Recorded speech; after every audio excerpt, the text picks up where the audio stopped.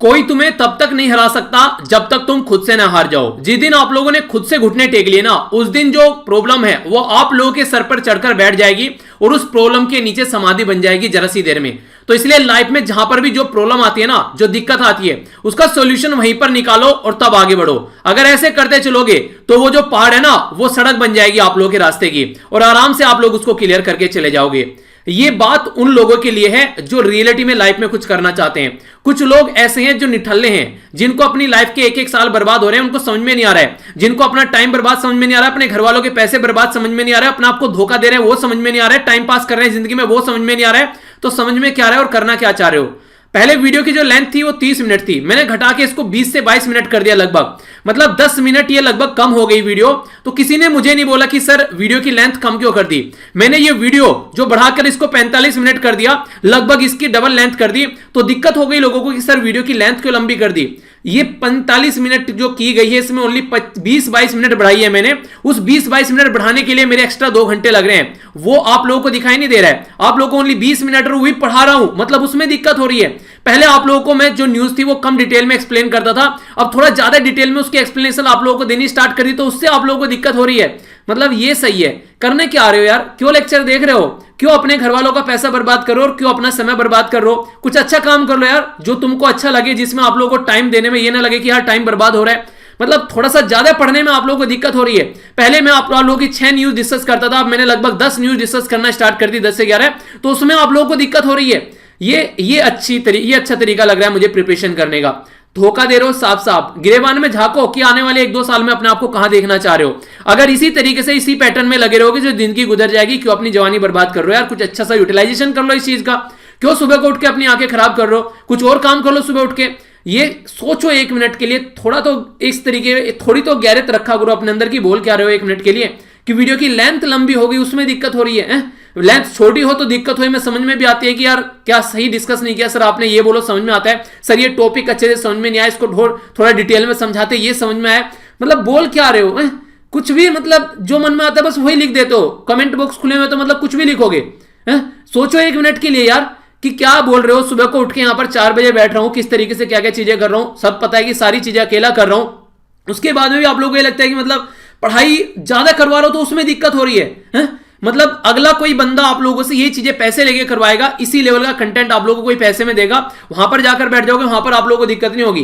पर ये चीजें अगर आप लोगों को मैं अपनी कॉस्ट पे प्रोवाइड करा रहा हूं तो उसमें आप लोगों को दिक्कत हो रही है। सुबह उठने के लिए बोल रहा हूं तो उसमें दिक्कत हो रही है। जब सुबह उठना नहीं जा रहा है तुमसे तो कोई मत उठो यार, सुबह शाम को पढ़ाई कर लो अगर दिक्कत हो रही है सुबह उठने में। मैं ओनली उनके लिए बोल रहा हूं जो उठना चाहते हैं, मैं उसको नहीं बोल रहा हूं जो उठना चाहते नहीं है। देखिए 3 तरीके के बंदे हैं यहाँ पर। एक तो बंदा वो है जो सुबह रियलिटी में उठना चाहता है, वो उठ नहीं पा रहा है, मैं उसकी हेल्प करने के लिए यहाँ पर हूं, मैं उसकी हेल्प करने के लिए नहीं जो उठना ही नहीं चाह रहा है। और एक वो बंदे हैं जो अपना जॉब वगैरह करते हैं, कोई और रेस्पॉन्सिबिलिटी है, कोई बीमारी है, उसकी वजह से नहीं उठ पा रहे हैं। कोई दिक्कत नहीं है, आप लोग अपना जिस टाइम देख सकते हो उस टाइम देखिए। पर लेकिन जो सेकंड कैटेगरी है ना, ये निठल्लो वाली की कैटेगरी है, ये चाहिए ही नहीं चाहिए यार। जो करना है करो लाइफ में, क्योंकि वैसे ही बर्बाद करो टाइम को, आगे भी ऐसे बर्बाद करते रहोगे। और अभी जिंदगी में ना ऐसी जो चीजें इंजॉय कर रहे हो ना, एक टाइम ऐसा आएगा कि अपनी खुद की जिंदगी से दिक्कत होने लगेगी। ऐसा लगेगा जिंदगी अपने आप की भारी लगने लगेगी, और जिस दिन ये जिंदगी बोझ लगने लगेगी ना, उस दिन समझ में आएगा कि सर ने क्या बोला था। आज की डेट में जरा जरा सी बातों पर हंस देते होंगे कि हाँ इसने ये बोल दिया, ये कह के चला गया, कोई नहीं यार छोड़ो क्या बोल दिया। एक टाइम ऐसा आएगा जब हंसने की बात होगी और उस पर भी नहीं हंस पाओगे, आज बिना बात पर हंस देते हो। ठीक है, तो लाइफ को थोड़ा सीरियस लेने की कोशिश करो, टाइम को थोड़ा सीरियस लेने की कोशिश करो। टाइम एक ऐसी चीज है जो कभी भी वापस नहीं आती है। हर एक चीज आप लोगों को मिल जाएगी जिंदगी में, पैसा, कपड़े, जूते, मकान, कुछ भी मिल जाएगा फिर से जब आप लोग खरीदोगे। पर लेकिन टाइम जो चला गया ना, ये जो मैंने अभी 4 मिनट आप लोगों को दी है, ये जा चुकी है, इसके बाद में आप लोगों को मिलने नहीं वाली है कभी जिंदगी में। मेरी जिंदगी की भी जा चुकी है और आप लोगों की जिंदगी की भी जा चुकी है। तो इन 4 मिनट को थोड़ा सा और प्रोडक्टिव हम लोग बना सकते थे। तो ये चीजें थोड़ा सा सोचो कि 1 मिनट के लिए कर क्या रहे हो। रियलिटी में यार सोचने की जरूरत है बहुत ज्यादा है। मतलब मैं ये जितना एफर्ट डाल रहा हूं उन चीजों को लेकर, आप लोगों को ये लग रहा है कि मतलब कि थोड़ी सी वीडियो लंबी होगी तो आप लोगों को दिक्कत होने लगी उस चीज से। मैं 10 मिनट में खत्म करके जाऊंगा, मेरा क्या बिगड़ रहा है यार।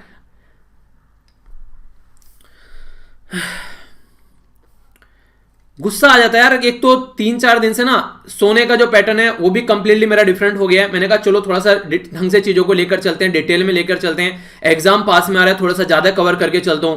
पिछले कुछ दिनों में आप लोगों को पता है कोविड-19 चल रहा था, घर पे चला गया, उसके बाद में फिर इंटरनेट की भी प्रॉब्लम हो रही थी, तो उसकी वजह से वीडियो की लेंथ थोड़ी डिक्रीज हो गई थी। ठीक है, तो पर लेकिन किसी ने नहीं बोला उस टाइम पर, वो चीजें मुझे चुभ रही हैं। और ये थोड़ी सी एक वीडियो जो लंबी हो गई तो उसमें दिक्कत हो रही है। आप लोग स्पीड बढ़ा के देख लो, अगर लग रहा है कि ज्यादा टाइम लग रहा है, अगर इतना ही टाइम की, अगर ये तो उनके लिए मैं बोल रहा हूं जिनको लगता है कि टाइम का ज्यादा रेस्पॉन्सिबल तरीके से अगर यूज कर रहे हैं। अगर ये 20 मिनट आप लोगों को खर रही हैं तो पूरे दिन में देखिएगा आप लोग कहां कहां पर अपने टाइम को बेकार कर रहे हैं। अगर ये 20 मिनट आप लोग को बेकार लग रही है, इतनी 20 मिनट तो आप लोग 20 बार तो मोबाइल को खोलकर देख लेते होंगे। अगर एक बार खोल लिया तो मुझे नहीं लगता कि 5 मिनट से कम बार आप लोग उसको रखते होंगे, 5 मिनट से ज्यादा ही लगती होगी।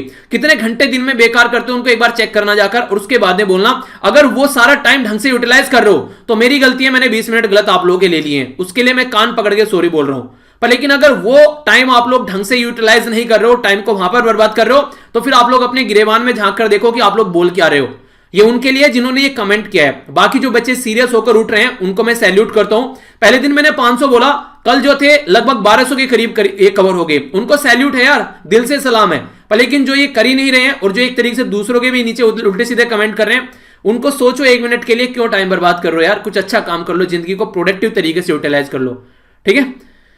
चलिए, सॉरी अगर किसी को बुरा लगा हो, मेरा बिल्कुल ऐसा कोई पर्पज नहीं था कि कुछ ऐसी बातें आप लोगों को बोलूं। पर लेकिन कई बार यार अंदर से ना भर सा जाता है। मैंने कहा कर क्यों रहा हूं यार, किसके लिए कर रहा हूं, क्यों कर रहा हूं, अपने आप से क्वेश्चन पूछने लगता हूं बैठा बैठा। फिर कई बार कमेंट पढ़ता हूं तो बहुत सारे कमेंट अच्छे भी लगते हैं। कई सारे बच्चे ऐसे हैं, कई सारे एक के पेरेंट ने मुझे मतलब मेल किया है काफी लंबा कि बेटा हम इसको कभी नहीं उठा पाए, आपकी ये जो मुहिम है इसने हमारे बच्चे को उठा दिया। तो वो मतलब एक तरीके से सुन रहे हो कि कितना अच्छा लगा मुझे सुन के, वो एक तरीके से इतना धन्यवाद कर रहे हैं। तो वो सुन के मेरा दिल एक तरीके से अंदर से ही भर के आ गया। मैंने कहा यार हाँ कुछ अच्छा हो रहा है। सोचो यार 1 मिनट के लिए, मतलब चलो जो भी है, आइए स्टार्ट करते हैं। 2 वीडियो आती है डेली आप लोगों को ही देखने को मिलती है। एक आती है मॉर्निंग में 4 बजे, जिसको उठना है वो उठ जाइएगा, जिसको नहीं उठना है वो मत उठिएगा। अगर आप लोगों को लगता है उठना नहीं है तो मत उठिएगा, ठीक है।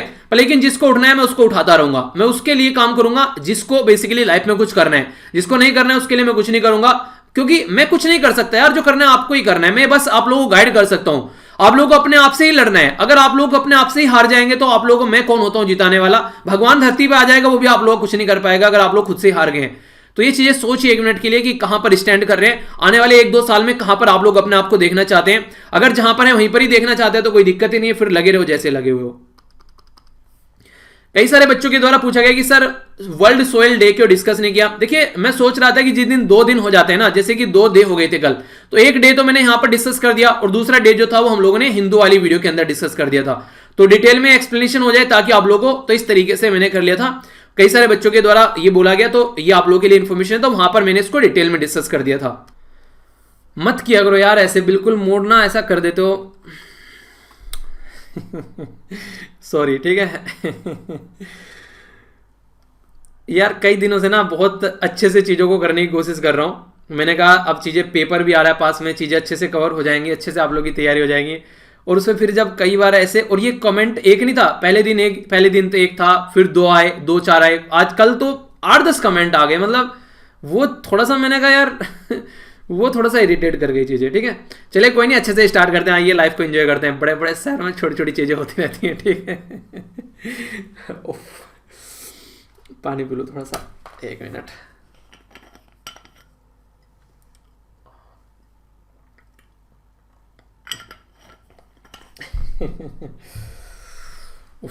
चलिए आइए आज का डिस्कशन स्टार्ट करते हैं। शानदार तरीके से एंजॉय करिए और सुबह उठना है, ठीक है। अगर सुबह भी नहीं उठना तो क्या करोगे लाइफ में यार, सुबह उठो, उठ के अपनी लाइफ को एंजॉय करो। और खासकर ऐसे लोगों से जो नहीं करना चाहते हैं, अरे फ्री में कंपटीशन मिला हुआ है, जरा सी मेहनत कर लो, आगे निकल जाओगे, ठीक है। आइए बात करते हैं आज के लेक्चर के बारे में। सबसे पहले बात की जा रही है रोहिंग्या इशू के बारे में।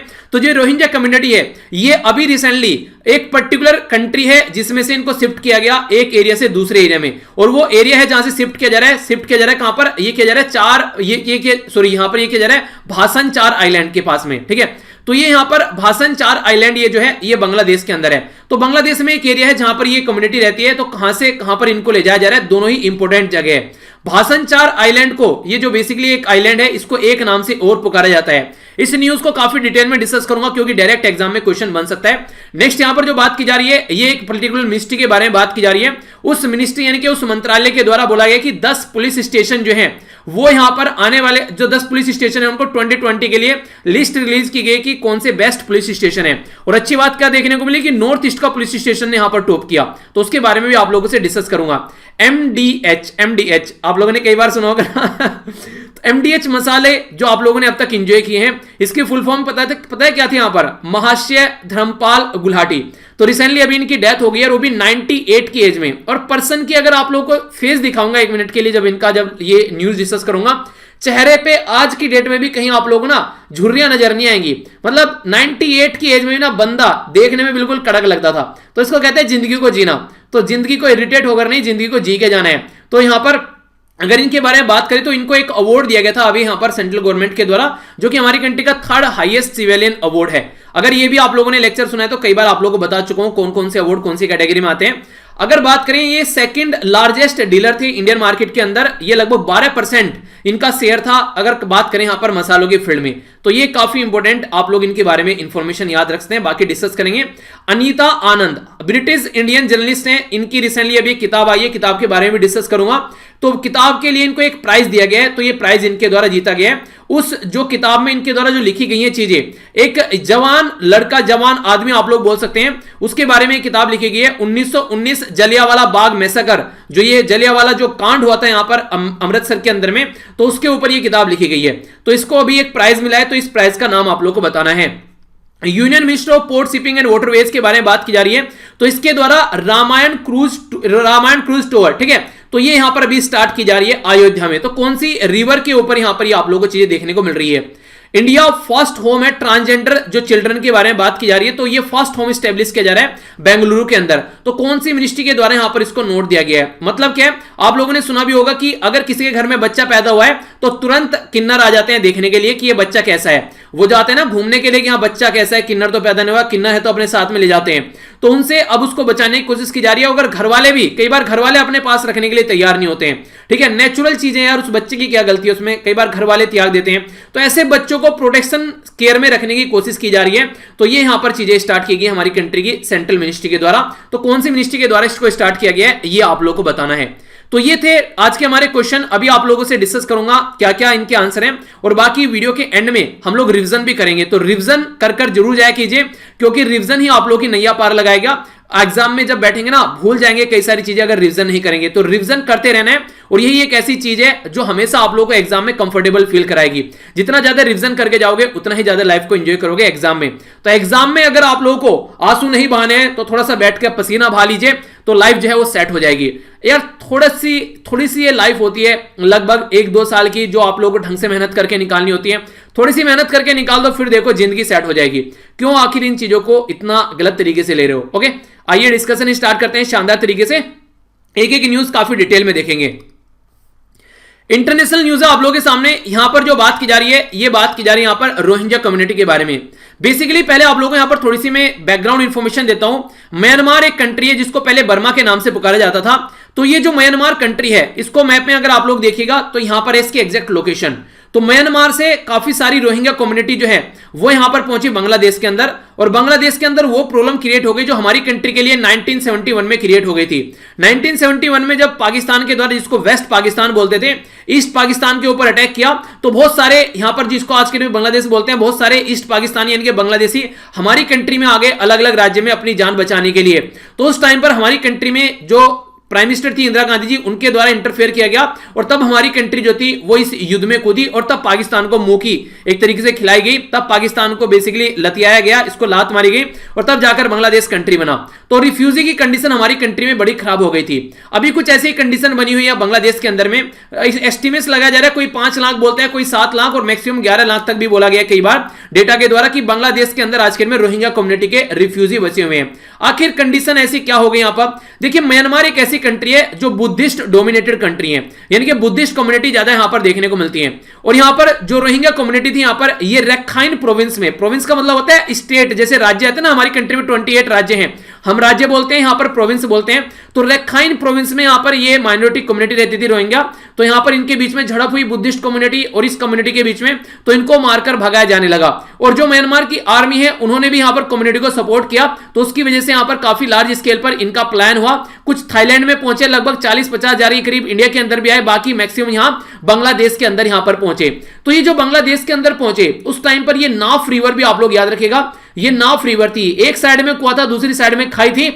तो बेचारे जाए तो जाए का, तो जैसे तैसे अपनी जान बचाते हुए ये बांग्लादेश में जाकर पहुंचे। तो ये पर्टिकुलर एरिया है रखाइन प्रोविंस यहां पर, ठीक है। तो इसके बारे में याद रखेगा, जहां से ये निकलकर पहुंचे अलग अलग एरिया में अपनी जान बचाते हुए।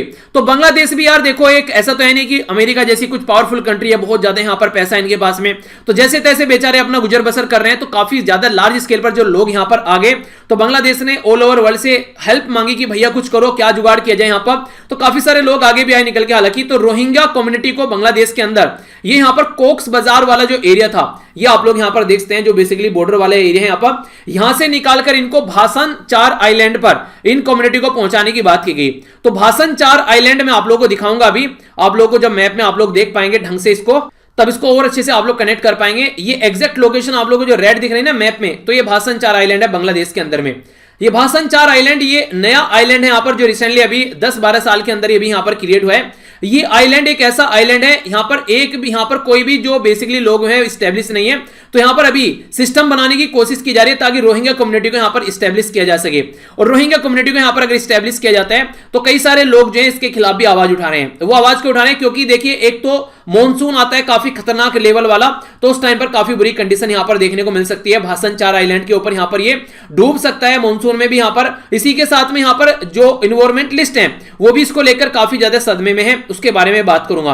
भासन 4 आइलैंड जो है यहां पर, ये बे ऑफ बंगाल में आप लोग को देखने को मिलेगा, और यहां पर अनइनहेबिटेटेड, यानी कि कोई भी लोग यहां पर नहीं रहते हैं अब तक, एक ऐसा आइलैंड है। ये काफी इंपोर्टेंट है, यहां पर इसको 4 पिया के नाम से भी जाना जाता है। 4 दिया नहीं, 4 पिया, ठीक है। तो ये 4 पिया अगर आप लोगों से पूछे किस आइलैंड का नाम है, तो ये भासन 4 आइलैंड का नाम है 4 पिया।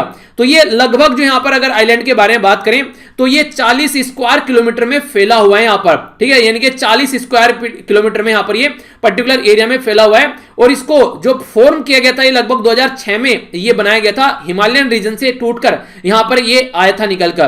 तो ये अगर बात करें बांग्लादेश की जो मेन लैंड है उससे, ये लगभग 60 किलोमीटर की दूरी पर यहां पर देखने को मिलता है, यानी कि जो डिस्टेंस है बांग्लादेश की, लगभग 60 किलोमीटर यहां पर डिस्टेंस आप लोग इसकी भासन 4 आइलैंड की नजर आएगी।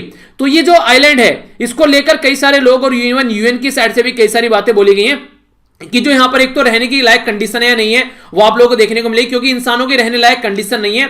इंडिपेंडेंस असेसमेंट यहां पर पहले यूएन के द्वारा करना चाहिए, तब कुछ होगा, क्योंकि ये चांस है काफी ज्यादा यहां पर फ्लड आ जाए या फिर साइक्लोन आ जाए, क्योंकि बे ऑफ बंगाल में साइक्लोन आते रहते हैं। अगर बात करें भासन 4 आइलैंड के बारे में, तो ये एक तरीके से फ्लोटिंग आइलैंड भी है यहां पर, जिसके चलते यहां पर ये माना जाता है कि अभी रिसेंटली कि लगभग आधा किलोमीटर हर साल ये आइलैंड जो है वो इरोड हो रहा है, यानी कि इसकी मिट्टी कट कट कर समुद्र में चली जा रही है। तो इस तरीके से आने वाले टाइम में ये जल्दी खत्म हो जाएगा अगर ऐसे ही काम चलता रहा। तो इस तरीके से आप लोग समझिए, तो एक ऐसे एक फ्रजाइल एरिया में इनको लोगों को भेजने की कोशिश की जा रही है। तो इनडायरेक्ट वे में बोले तो मौत के मुंह में ढकेलने की कोशिश यहां पर की जा रही है। तो यहां पर रिसेंटली 10 साल पहले अभी यहां पर ये बना था हिमालय से निकलकर।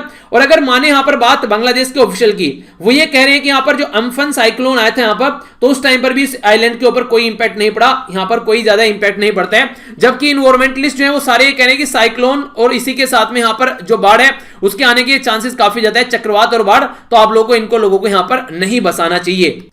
एग्जैक्ट लोकेशन अगर इसकी वैसे भी आप लोग देखना चाहते तो एग्जैक्ट लोकेशन यहां पर आप लोग इसको देख सकते हैं, ठीक है, जिसके बारे में बात की जा रही है। मेघना रिवर यहां पर है जो कि इससे कनेक्टेड है, जिसके बारे में आप लोग आइडिया जरूर रखिएगा, ठीक है। तो ये थी न्यूज जो कि काफी इंपोर्टेंट थी। कई सारे क्वेश्चन बन जाएंगे रिफ्यूजी से रिलेटेड, रोहिंग्या कम्युनिटी से रिलेटेड, या रिवर के बारे में, भासन 4 आइलैंड के बारे में, तो कैसे भी पूछा जाए। और हमारे पड़ोसी देश के बारे में पूछा जा सकता है, क्योंकि हमारी कंट्री के साथ में सबसे ज्यादा जो किसी कंट्री की बाउंड्री टच करती है तो वो है बांग्लादेश। अच्छा, हमारी कंट्री में कितने राज्य हैं बाउंड्री को टच करने वाले ऑफिशियल मैप के हिसाब से अगर बात ये गलती कई बार करता हूं मैं, यही गलती हर बार करता हूं, आदमी हूं, आदमी से प्यार करता हूं।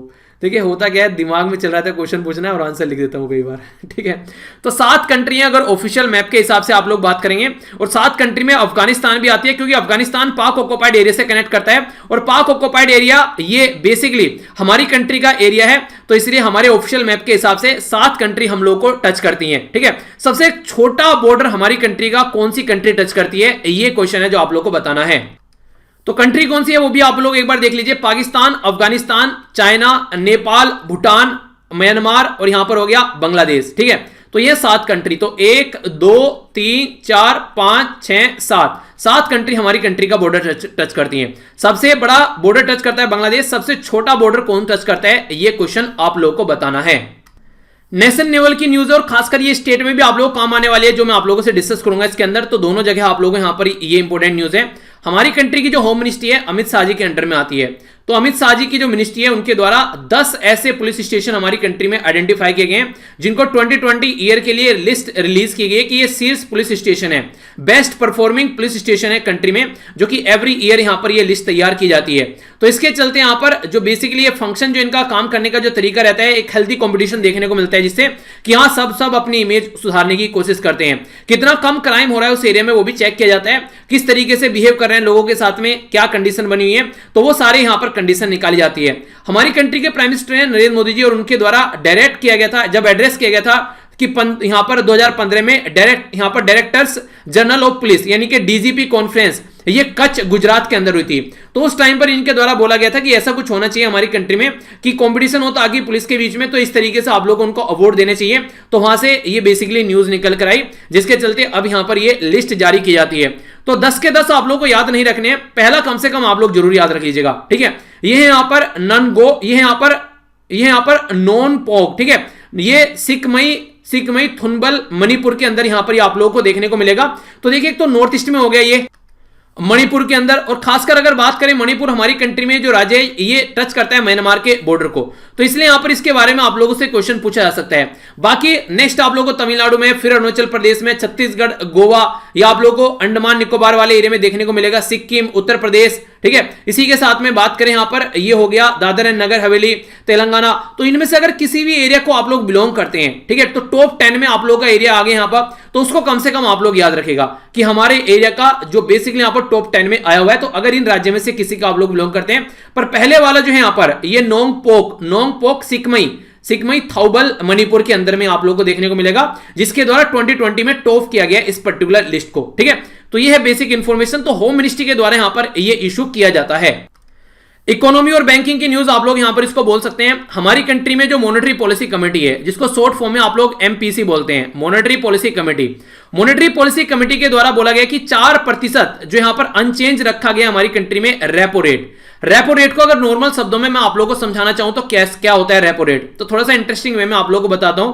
यहां पर जैसे मान लीजिए आप लोग अपने घर वालों से पैसे लेते हैं, ठीक है, और आप लोगों के घर वालों को पता लग गया कि भैया, मतलब वैसे थोड़ा सा समझाने का तरीका अलग होगा, पर बिल्कुल वैसे कोरिलेट मत करना इसको। ठीक है, कभी आप लोग बोलोगे सर क्या बोल रहे हैं। ठीक है, तो मान लीजिए आप लोगों ने घर वालों से पैसे लिए और घर वाले बोले कि आप लोगों को पैसे तो दे देंगे, पर लेकिन ब्याज पे देंगे, क्योंकि हम लोगों को लग रहा है कि तुम जो है पैसे ढंग से यूटिलाइज नहीं कर रहे हो। ठीक है, तो आप लोगों ने बोला कि ठीक है ब्याज पे दो, आप लोग बताओ कितना ब्याज देना है। तो यहां पर आप लोगों को यहां पर जो पैसे दिए जा रहे हैं, अगर आप लोग घर वालों से पैसे ले रहे हैं तो 4% के ब्याज पर आप लोगों को ये पैसे एक तरीके से मिल रहे हैं। ठीक है, तो ये पैसा जब आप लोग लेने जाएंगे तो शॉर्ट टाइम के लिए दिए जाएंगे, ऐसे नहीं कि लॉन्ग टर्म के लिए दिए जाते हैं, जब आप लोगों की कंडीशन खराब है। यानी कि वैसे तो आप लोगों को 10,000 रुपए पर मंथ मिल रहे हैं, पर लेकिन इसके अलावा भी अगर आप लोगों को रिक्वायरमेंट पड़ रही है तो यहां पर आप लोग लेकर जाकर बैंक से पैसे मांग रहे हैं इंडायरेक्ट वे में, रिजर्व बैंक ऑफ इंडिया से। तो यहां पर जो छोटे बैंक है उनको पैसे दिए जाते हैं इनके पापा के द्वारा, यानी कि रिजर्व बैंक ऑफ इंडिया पापा बैंक हो गए, तो ये बेटे बैंक हो गए। तो यहां से पैसा लेने जाता है तो शॉर्ट टर्म के लिए हेल्प की जाती है, ताकि सिचुएशन जो है वो इनकी सही चलती रहे। अगर यहां से देखिए ये 4% के हिसाब से इनको पैसा दे रहे हैं, अगर ये 4 की जगह इन्होंने बोला कि 4 नहीं बेटा, हम तुमको ना 10% के हिसाब से पैसा देंगे, तो इसका मतलब ये कि ये पैसा यहां पर इनको महंगा मिलेगा। अगर यहां पर पैसा इनको महंगा मिलेगा और ये है पार्टी करने वाले, अय्यासी करने वाले लोंडे, तो यहां पर अगर ये अपनी पार्टी करने जाएंगे, कुछ खर्चा करने जाएंगे, पता चला घूमने जा रहे हैं, तो अब इनके वो जो घूमने वाली जिज्ञासा है ना वो कम हो जाएगी, क्योंकि इनको ऑलरेडी पता चल गया कि पैसा जो है आपसे वो तुमको भैया महंगा मिल रहा है। तो अब ये बैंक को जो पैसा मिला है तो इतना ही कम, ये कम खर्चा करेंगे। यानी कि इसको आप लोग ये समझिए, जब आप लोग बैंक के पास में लोन लेने जाएंगे तो अब आप लोगों को लोन महंगा मिलेगा, तो लोन महंगा मिलेगा तो अब आप लोग गाड़ी, स्कूटर या मोटरसाइकिल या जो भी आप लोग खरीदते थे वो अब आप लोग नहीं खरीदोगे, कुछ टाइम के लिए रुक जाओगे। तो मार्केट में लिक्विडिटी कम देखने को मिलेगी, क्योंकि आप लोग कुछ खरीदोगे नहीं तो सामने वाला बेचेगा नहीं, और सामने वाला बेचेगा नहीं तो मार्केट में थोड़ी सी आप लोगों को लिक्विडिटी कम नजर आएगी। और इसी के चलते आप लोगों को यहां पर नजर आएगा कि उस पर्टिकुलर प्राइस भी उस पर्टिकुलर कमोडिटी का आप लोगों को कम होता हुआ नजर आएगा, क्योंकि कोई खरीद नहीं रहा है उस टाइम पर। तो इंप्लॉयमेंट जनरेशन भी कम होता हुआ नजर आएगा। इन्फ्लेशन ना अच्छा होता है अगर बात करें प्रोपोर्शनल टू इंप्लॉयमेंट के बारे में। जब इन्फ्लेशन होता है तो इसका मतलब यह कि मार्केट में डिमांड जनरेट हो रही है, डिमांड जनरेट हो रही है तो सप्लाई करनी पड़ेगी, और सप्लाई करनी पड़ेगी तो लोगों को काम मिलेगा, क्योंकि वो प्रोडक्ट उनको बनाना पड़ेगा। अगर कोई प्रोडक्ट कम हो गया तो इंप्लॉयमेंट जनरेशन होता है। इन्फ्लेशन तो इन्फ्लेशन अच्छा रहता है, पर लेकिन अच्छा भी तब तक ही रहता है जब तक ये चीजें सही बनी रहे यहां पर, ठीक है। पता चला इन्फ्लेशन इतना ज्यादा टाइट हो गया कि इसकी वजह से प्रॉब्लम होगी, ठीक है, तो ये तब तक ही सही है जब तक सिचुएशन कंट्रोल में रहे। इसीलिए बोला गया कि 4 + -2 के बीच में इन्फ्लेशन होना चाहिए, यानी कि 2 से लेकर 6 के बीच में इन्फ्लेशन होना चाहिए। और ये टारगेट कौन करता है? ये मॉनेटरी पॉलिसी कमेटी ये टारगेट करती है, जिसमें 6 मेंबर होते हैं, 3 होते हैं यहां पर सेंट्रल बैंक के और 3 होते हैं गवर्नमेंट के। तो गवर्नमेंट ये कहती है भैया अकेले अकेले काम मत करो, हमारी भी थोड़ी हेल्प ले लो, जिससे कि हम दोनों मिलकर काम कर सकें। और इंटरेस्टिंग बात यहां पर यह, पहले ये सारा काम जो था वो रिजर्व बैंक ऑफ इंडिया के गवर्नर अकेला किया करते थे। अब यहां पर ये मॉनेटरी पॉलिसी कमेटी ये पूरा ये काम लेकर चलती है, जिसके तहत ये चीजें डिसाइड की जाती है।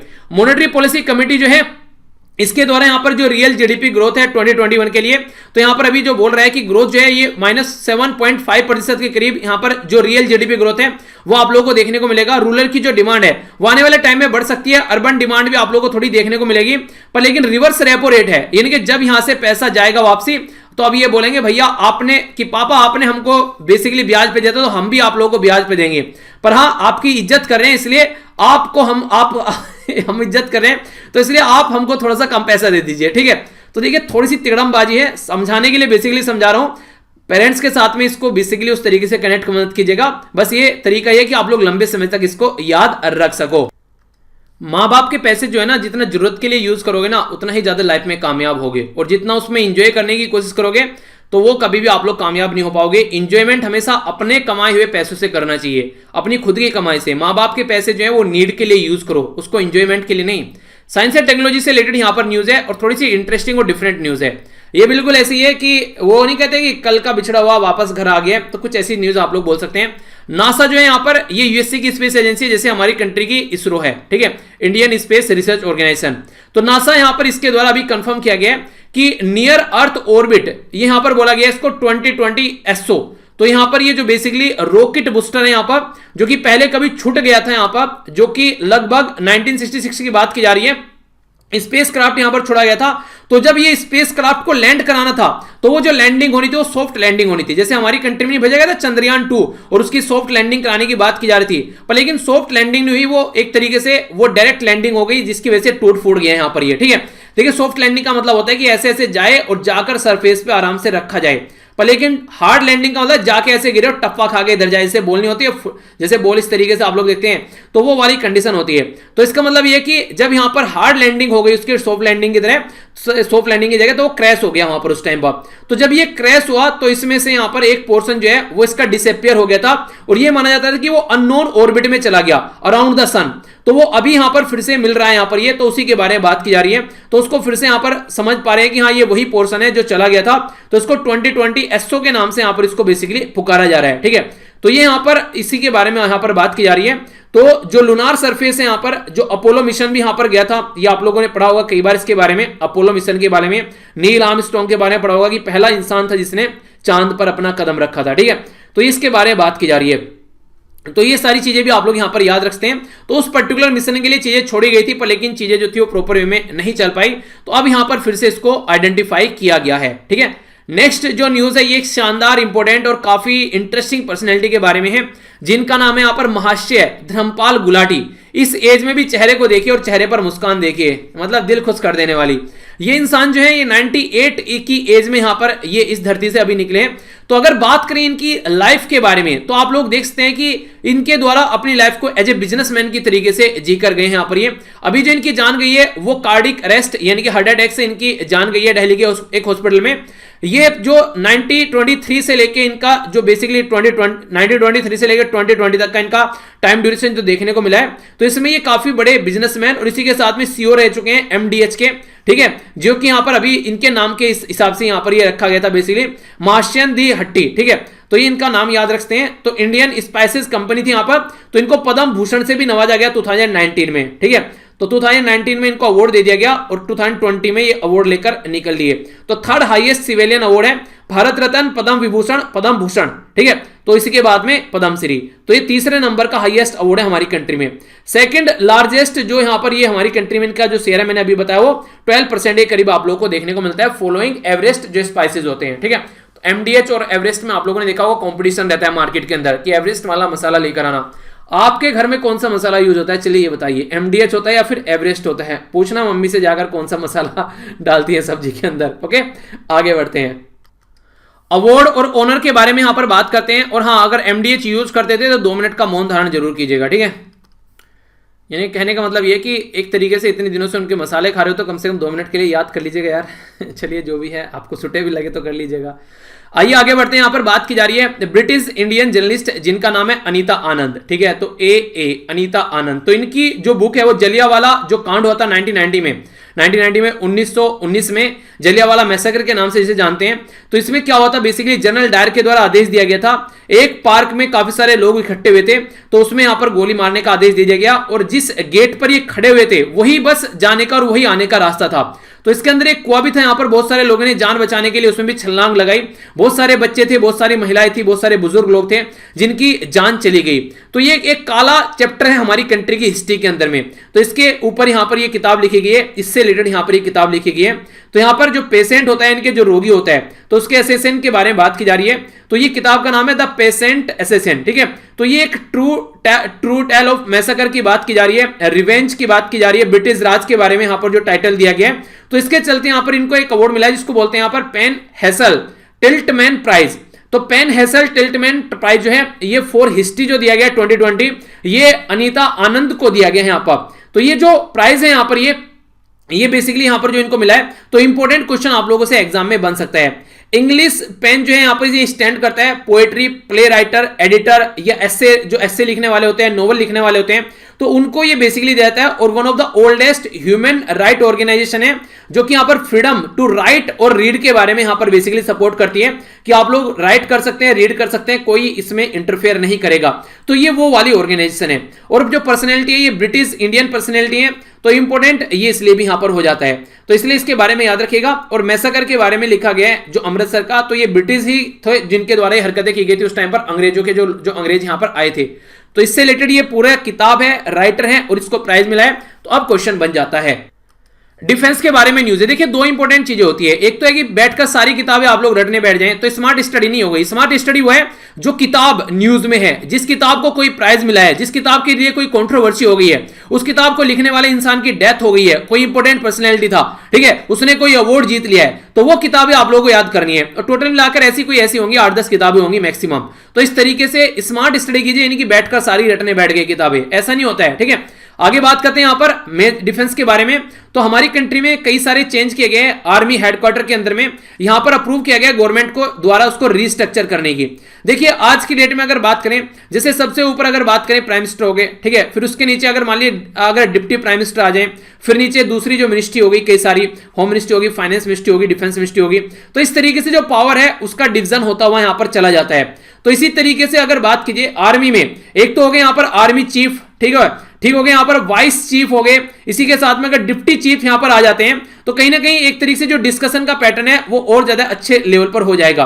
तो गवर्नमेंट के द्वारा अभी यहां पर नोट दी गई क्रिएट करने के लिए 3rd deputy chief of army, यानी कि हमारी कंट्री में आर्मी चीफ है, वाइस चीफ है, अब डिप्टी चीफ यहां पर होंगे जो सिंगल पॉइंट एडवाइस देंगे यहां पर वाइस चीफ को, ठीक है। तो ये नए डिप्टी जो चीफ होंगे स्ट्रेटजी के फील्ड में यहां पर काम करने वाले हैं कि ऑपरेशन इंटेलिजेंस, खासकर जैसे हमारी कंट्री के बॉर्डर के बारे में बात करें, चाइना के साथ में जो कंडीशन चल रही है, तो उस उस तरीके की वारफेयर से रिलेटेड जो यहां पर कंडीशन है उसको टैकल करने के लिए और तुरंत सॉल्यूशन निकालने के लिए ऐसी एक्टिविटी यहां पर की जा रही है। नेक्स्ट यहां पर बात की जा रही है प्लेस इन न्यूज के बारे में। तो ये जो प्लेस है यहां पर, ये जो है बेसिकली यहां पर आप लोगों को देखने को मिलेगा अयोध्या, जो अभी रिसेंटली जो मंदिर का उद्घाटन किया गया उसी के पास वाले रीजन को एज ए टूरिस्ट हब बनाने की कोशिश की जा रही है। तो देखिए इससे फायदा क्या होता है, जहां जहां पर भी जो भी टूरिस्ट डेस्टिनेशन है, अजमेर के बारे में बात कर लीजिए, वैष्णो देवी के बारे में बात कर लीजिए, या फिर कोई इंपॉर्टेंट चर्च जो है उसके बारे में आप लोग बात कर लीजिए, तो उसके आसपास वाले एरिया को अगर देखने के लिए कोई आता है तो वहां पर काफी ज्यादा इंपॉर्टेंट चीजें आप लोगों को देखने को मिलती है, वहां पर भी डेवलपमेंट होने लगता है। तो इसी के चलते यहां पर जो ये अयोध्या वाला एरिया है इसको एज ए टूरिस्ट डेस्टिनेशन या टूरिस्ट हब के तरीके से डेवलप करने की कोशिश की जा रही है। तो ministry of port shipping and जो वाटरवेज है, ठीक है, जो कि पहले मिनिस्ट्री ऑफ शिपिंग के नाम से जानी जाती थी, इसका नाम चेंज किया गया अभी। तो इस मिनिस्ट्री के मिनिस्टर कौन है आप लोग बताइएगा। तो इसमें रामायण क्रूज स्टोर को यहां पर क्रिएट करने की कोशिश की जा रही है। सरायू रिवर के ऊपर अयोध्या के अंदर इसको लॉन्च किया जा रहा है। तो ये एक लग्जरी क्रूज होगा। क्रूज एक तरीके से यहां पर एक ऐसी बोट होती है जिसमें आप लोग ट्रेवल करते हैं। तो ये सरायू रिवर के ऊपर यहां पर बनाया जा रहा है, ठीक है। घाघरा नेशनल वाटरवेज 40 जो यहां पर अयोध्या के अंदर आप लोगों को देखने को मिलेगा। तो मेस्मराइजिंग एक्सपीरियंस आप लोगों को देखने को मिलता है। मेस्मराइजिंग मतलब शानदार, चकाचौंध करने वाला एक्सपीरियंस आप लोगों को देखने को मिलेगा जब आप लोग यहां पर घूमने जाएंगे इस पर्टिकुलर रिवर के अंदर। तो यानी कि दिल जो है वो आप लोगों का गार्डन गार्डन हो जाएगा, ऐसा यहां पर माहौल जो है वो क्रिएट किया गया है गवर्नमेंट के द्वारा। तो सरायू रिवर यहां पर नेशनल वाटरवेज जैसे नेशनल हाईवे होते हैं ना, ऐसे नेशनल वाटरवेज है, यानी कि पानी के थ्रू रास्ते बनाए जा रहे हैं। तो 40 नेशनल वाटरवेज किससे कनेक्टेड है, सरायू रिवर से, ठीक है। तो ये भी आप लोगों से पूछा जा सकता है कि रिवर का नाम बताइए, सरायू नहीं सॉरी सरयू, ठीक है। तो ये इसके बारे में भी आप लोग आइडिया जरूर रखिएगा। सोशल इश्यू यहां पर ऐसे क्वेश्चन आप लोगों से बड़ी जल्दी पूछ ले जाते हैं और आप लोगों ने कई बार अपने आसपास भी चीजें ऐसी होती देखी होंगी। ट्रांसजेंडर यानी कि कोई किन्नर अगर बच्चा पैदा होता है तो यहां पर उसको राइट के बारे में बात की जा रही है, उसकी केयर के बारे में बात की जा रही है, उसकी प्रोटेक्शन के बारे में बात की जा रही है, उसकी देखभाल को लेकर चीजें बेंगलुरु में यानी कि कर्नाटका के अंदर जो कि कैपिटल है जिसकी बेंगलुरु, तो यहां पर स्टैब्लिश किया गया अभी एक प्रोटेक्शन केयर सेंटर जिसमें यहां पर बच्चों को रखा जाएगा। तो यहां पर 2 गवर्नमेंट रन होम बनाए जाएंगे ट्रांसजेंडर चिल्ड्रन के लिए बेंगलुरु के अंदर अर्बन एरिया में। ये जो स्टैब्लिश किया जा रहा है ट्रांसजेंडर चिल्ड्रन के लिए, हमारी सोसाइटी में एक स्टिग्मा होता है, एक तरीके से एक कहीं ना कहीं जो सोच होती है बड़ी गंदी होती है बच्चों को लेकर। अब उसकी क्या गलती है, वो किन्नर पैदा हुआ है, तो ये माँ बाप की रिस्पॉन्सिबिलिटी है कि उसको पाले पर, लेकिन सोसाइटी में ऐसा देखने को नहीं मिलता है। तो इन सब चीजों पर अटेंशन देने के लिए, इन सब चीजों को टैकल करने के लिए ministry of women and child development के द्वारा यहां पर इस तरह की सिस्टम को स्टैब्लिश करने की बात की गई ताकि फ्यूचर में ऐसी कोई दुर्घटना न देखने को मिले। और आप लोगों को मैंने बताया था यहां पर NALSA versus union of India का जो जजमेंट आया था उसके चलते हमारी कंट्री में सुप्रीम कोर्ट के द्वारा थर्ड जेंडर बना दिया गया ट्रांसजेंडर को, यानी कि मेल फीमेल और टी यहां पर ट्रांसजेंडर हो गया। तो थर्ड जेंडर आप लोगों को देखने को मिल रहा है। तो इसके चलते भी यहां पर इनके राइट के बारे में बात की जा रही है, फंडामेंटल राइट के बारे में बात की जा रही है। तो ये भी सारी इंफॉर्मेशन आइडिया जरूर रखना। काफी अच्छे से आंसर दिए गए यहां पर चताक्षी देव और इसी के साथ में रिजवान फिरदौस के द्वारा। तो ये आप लोग यहां पर देखते हैं। बाकी मैंने क्या क्या क्वेश्चन आप लोगों से पूछे थे, तो कई सारे क्वेश्चन थे, जैसे कि सबसे पहले बात करें तो रिन्यूएबल एनर्जी के यानी कि अक्षय ऊर्जा के बारे में बात की थी। तो यहां पर 2022 तक का जो टारगेट है हमारी कंट्री का है 175 गीगावाट का। इसमें 175 गीगावाट में जो अगर डिवाइड करूं तो 100 सोलर है, 60 विंड है, 10 बायो, इसी के साथ में 5 है स्मॉल हाइड्रो पावर। तो टोटल मिलाकर 175 गीगावाट है। पर लेकिन 2030 तक का जो टारगेट है वो क्या है, ये चलिए आप लोग बताइए, ठीक है। ये भी मैंने आप लोगों को बताया था। जो बाइडेन जो है 46 प्रेसिडेंट बने हैं अभी यूनाइटेड स्टेट ऑफ अमेरिका के। कई सारे जो है 48 भी बोल रहे थे, तो 48 नहीं है 46 है, कंफ्यूजन में मत आइए। लेक मिशिगन जो है वो नॉर्थ अटलांटिक ओशन में जाकर गिरती है, तो इसके बारे में आप लोग आइडिया रखेगा। ये क्वेश्चन भी मैंने आप लोगों से पूछा था, पर लेकिन जो असली क्वेश्चन था वो आप लोगों ने नहीं बताया जो मैंने पूछा था। यहाँ ये जो ग्रेट लेक मैंने आप लोगों से डिस्कस की थी, यहाँ पर ये जो होती जाती है यहाँ पर सेंट लॉरेंस रिवर के बारे में मैंने आप लोगों से पूछा था बेसिकली, ठीक है। इसको जूम करके जब आप लोग देखेंगे तो आप लोग यहाँ पर रिवर का नाम नजर आएगा, सेंट लॉरेंस रिवर के अंदर जाकर ये गिरती है। तो ये था जो क्वेश्चन आप लोगों से पूछा गया था। बाकी यहाँ पर लेक मिशिगन के बारे में बात करी, khadi and village industry commission के बारे में भी आप लोगों से यहाँ पर बात की गई थी, ठीक है। तो ये क्वेश्चन आप लोगों से पूछे गए, तो इनको आप लोग जरूर याद रखेगा। बाकी एसडीआर जो होते हैं, स्पेशल ड्राइंग राइट जो होते हैं, ये होते हैं यहाँ पर international monetary fund, attorney general 76 article के अंदर आते हैं। सेकंड जो पॉलिसी हमारी कंट्री में यहाँ पर जो अमेंडमेंट करके लाई गई थी ये 1992 में थी, यानी कि आप लोगों को पता है 1968 में पहली पॉलिसी आई, 86 में दूसरी आई, 1992 में इसको यहाँ पर चेंज किया गया और 2020 में यहाँ पर तीसरी पॉलिसी आई। तो कंफ्यूज मत होइएगा इसमें, ठीक है। तो ये था यहाँ पर जो बेसिकली आप लोगों को यहाँ पर ये क्वेश्चन पूछे गए थे। तो जो क्वेश्चन पूछे जाते हैं उनके आंसर जरूर दिया कीजिए। और यहाँ पर देखिए अगर आप लोग मॉर्निंग में उठ के लेक्चर को स्टार्ट करेंगे ना यार, अपने अंदर एक थोड़ा सा रिजिडिटी स्टार्टिंग में आप लोगों को फील कर रही होगी, पर लेकिन अगर इसको एक बार तोड़ देंगे ना रिजिडिटी को, क्या आप लोग अपने आप को सही डायरेक्शन में लाने के लिए, सिलेक्शन लेने के लिए एक छोटा सा काम नहीं कर सकते कि आप लोग अपने ऊपर इतना सा टाइम इन्वेस्टमेंट नहीं कर सकते, तो ये फिर गलत हो जाता है। ठीक है, तो ये था टोटल आज का डिस्कशन। क्विज मैंने आप लोगों को दे ही दिया था यहाँ पर, और बाकी अगर चाहते हैं कि लेक्चर को थोड़ा छोटा कर दिया जाए तो फिर ये भी तरीका है कि आप लोगों को जो पुराना क्विज होता है बस उसको दिखा दिया करूं, वीडियो को रोक कर आप लोग एक बार अटेम्प्ट कर लिया कीजिए और फिर सेकंड वीडियो के अंदर आप लोगों को आंसर दिखा दिया करूंगा। ठीक है, तो ऐसा भी कर सकते हैं, और भी बहुत सारे तरीके हैं छोटा करने के। अगर आप लोगों को लगता है कि लेक्चर को छोटा करना है तो कमेंट बॉक्स में जरूर बताइएगा, और लेक्चर अगर पसंद आता है तो इसको लाइक जरूर किया कीजिए। वीडियो जो देख रहे हैं वो लगभग 20,000 के करीब देख रहे हैं, और जो लाइक कर रहे हैं वो कर रहे हैं ओनली 3,000 के करीब। ठीक है, तो आप लोगों को अगर पसंद नहीं आती है तो आप लोग डिसलाइक कीजिए, मुझे फर्क नहीं पड़ रहा है उससे। अगर 3,000 लाइक कर रहे हैं तो बाकी के 17,000 उसको डिसलाइक करो। ठीक है, ताकि मुझे पता रहे कि वीडियो डिसलाइक कर रहे हो, पसंद नहीं आ रही है। अगर पसंद आ रही है तो उसको लाइक करो। तो दो में से एक ऑप्शन कम से कम आप लोगों को चूज करना है। ठीक है, पसंद आ रही है तो लाइक करना है, नहीं पसंद आ रही है तो डिसलाइक करना है। तो डिसलाइक अगर 3,000 लाइक करें तो 17,000 उसको डिसलाइक करो, ताकि मुझे पता चले कि ज्यादा ने डिसलाइक किया है, और फिर कैसे इसको इंप्रूव करना है वो बताइए। बाकी मेरे साथ में कनेक्ट रह सकते हैं आप लोग यहाँ पर, और यहाँ से जाकर पीडीएफ डाउनलोड कर लीजिए। शेयर जरूर कीजिए वीडियो को, अगर लगता है आप लोगों को फायदा पहुंचा रही है तो ज्यादा से ज्यादा लोगों तक आप लोग इसको पढ़ा सकते हैं। और यही एक तरीके का एक कंट्रीब्यूशन है जो चैनल के लिए, इस परिवार के लिए आप लोग दे सकते हैं। ज्यादा से ज्यादा लोगों तक पहुंचेगा तो ज्यादा से ज्यादा लोगों तक अच्छी चीजें हम लोग पहुंचा पाएंगे। तो मिलता हूं नेक्स्ट लेक्चर में, तब तक के लिए जय हिंद।